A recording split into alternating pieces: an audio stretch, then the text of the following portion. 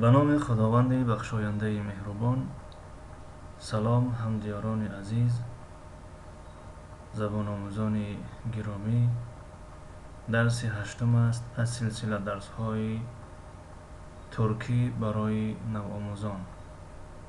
الفبای زبان ترکی حرف ف.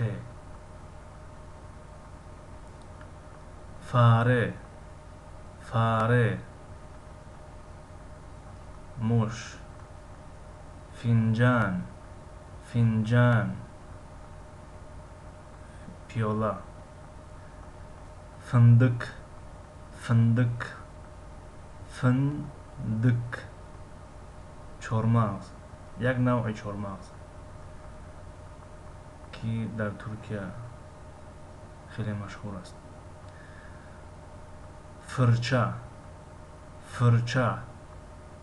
قلمو یعنی که به زبان روسی شوتکا. این بود درس هشتم. تا درس های آینده خدا نگهداری یکایکی شما بود.